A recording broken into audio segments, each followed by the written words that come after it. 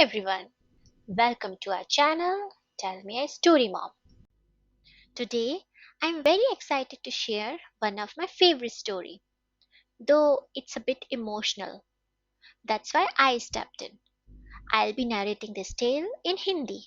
So without further delay, let's delve into Subuktigin and the Deer. बहुत सदियों पहले की बात है। गर्मियों का दिन था। सूरज तेजी से तप रहा था।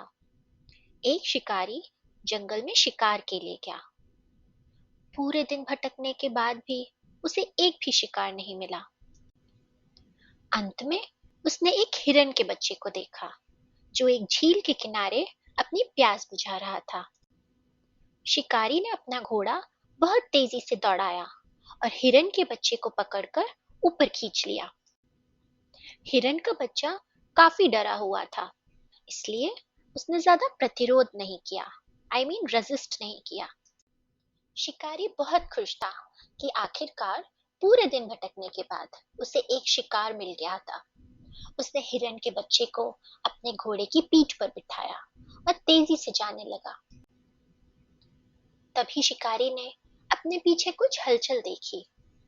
जब शिकारी ने मुड़कर देखा तो पाया कि एक हिरन उसके पीछे दौड़ रहा था। शिकारी काफी थका हुआ था।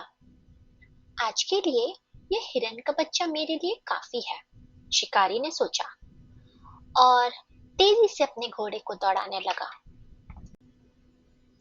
कुछ दूर जाने के बाद शिकारी ने देखा कि वह हिरन अभी भी उसका पीछा कर रहा था। शिकारी समझ नहीं सका। उसके मन में काफी विचार आने लगे। वह समझ नहीं पा रहा था कि एक हिरन उसके पीछे क्यों आ रहा है, क्यों अपनी जान खतरे में डाल रहा है। शिकारी ने अपने घोड़े को रोका और हिरन को ध्यान से देखा। हिरन की आंखों में आंसू थे, एक दर्द था। क्या यह हिरन इस बच्चे की माँ है? शिकारी ने सोचा, क्योंकि केवल एक माँ ही अपने बच्चे के लिए अपनी जान खतरे में डाल सकती है। शिकारी ने देखा कि उस हिरन की आंखों में एक विनती थी, मानो वह अपने बच्चे की जान की भीख मांग रही हो। अरे नहीं, मैं ये क्या कर रहा हूँ? मैं कैसे किसी बच्चे को उसकी माँ से अलग कर सकता हूँ?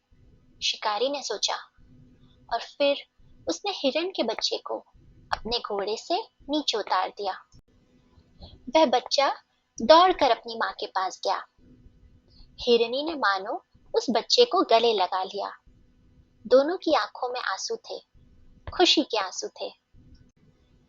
एक माँ के द्वारा अपने बच्चे को बचाने के कठोर प्रयास को देखकर शिकारी भावुक हो गया।